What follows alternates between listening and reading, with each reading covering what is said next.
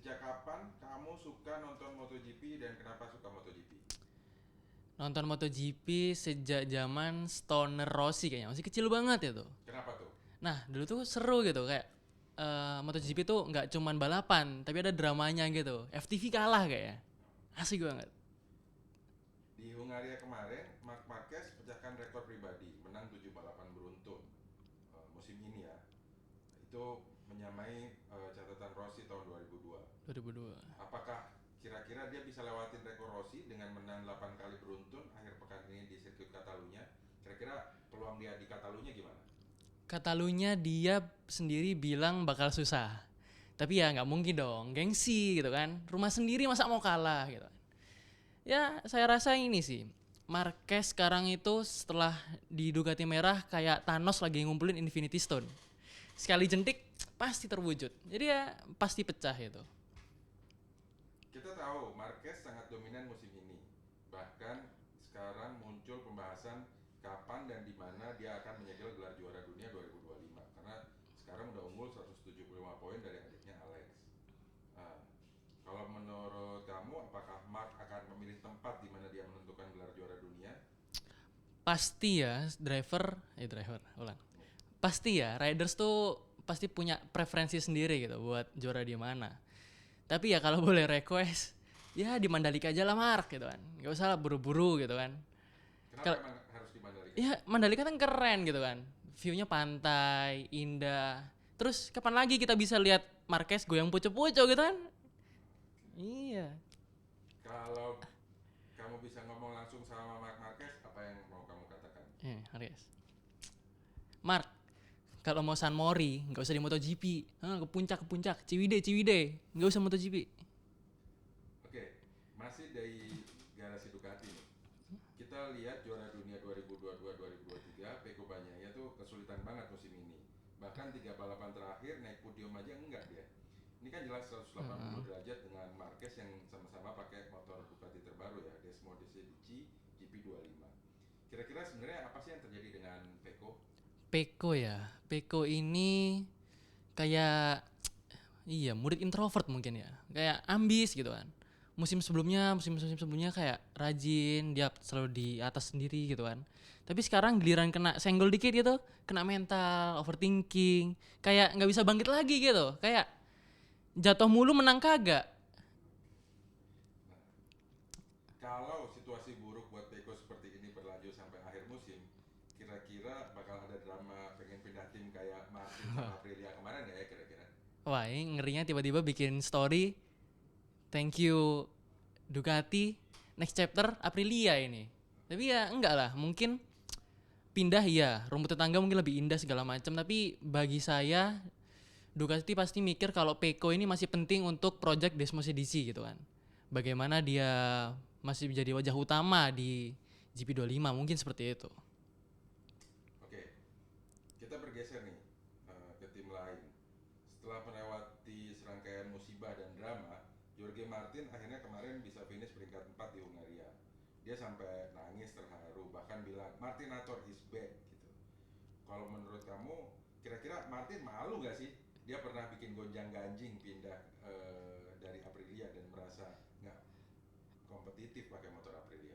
Ini yang seru dari MotoGP sekarang tuh dramanya ya Martin ini yang kita ikutin gitu kan. Ya malu sih pastinya. Setelah dia ngehina ibaratnya ya kita bilang dia ngejelek-jelekin Aprilia ternyata masih bisa kompetitif gitu kan. Emang dasarnya nggak sabaran aja Martin ini ya.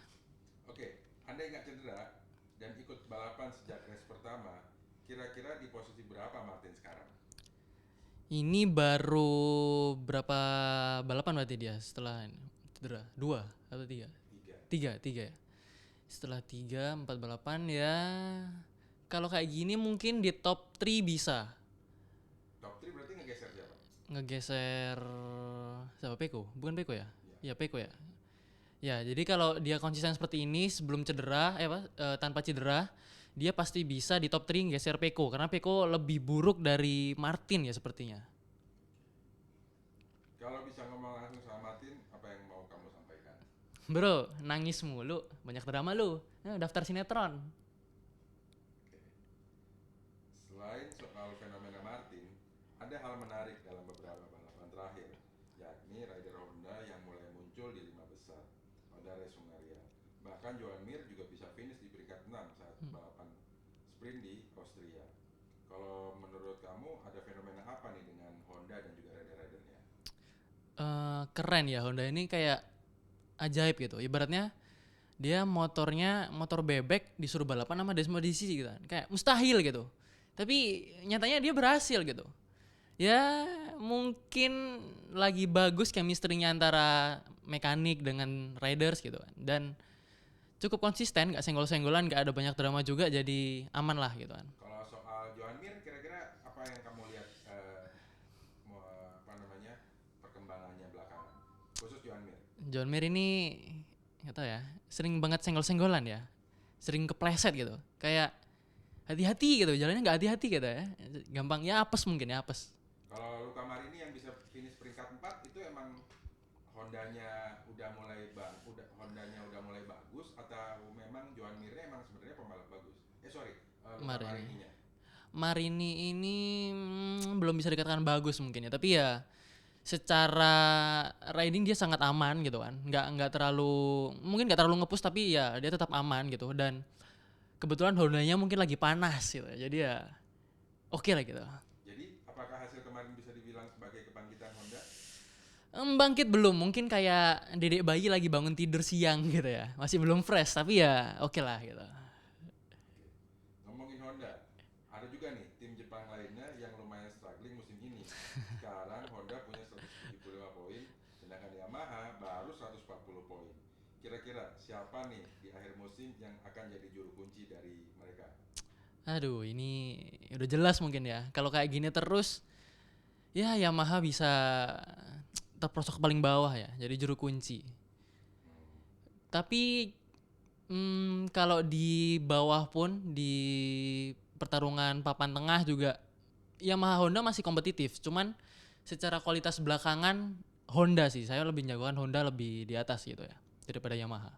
Jadi Pit Karbu bisa ngalahin Mio Karbu.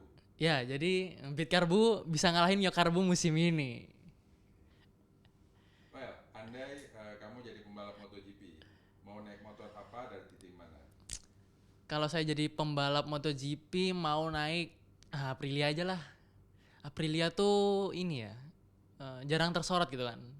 Dark horse gitu kan, apa kuda hitam. Aprilia jarang tersorot, jadi kalaupun jatuh nggak malu-maluin banget lah gitu. Oke. Terakhir, ada 5 juara dunia tahun ini. Marc Marquez, Joan Mir, Quartararo, Pecco, Martin. Nah, tolong kasih julukan buat mereka pakai versi bahasa kamu sendiri. Oke. Pertama, Marc Marquez dulu. Marc Marquez ini setan merah. Joan Mir. Mir ini apa ya? Mir ini kayak orang halu, kadang ada, kadang nggak ada, kadang muncul, kadang nggak muncul, ya nggak tentu gitu ya. Fabio Quartararo. Fabio Quartararo bule melankolis, jarang menang ya. Pecco Bagnaia.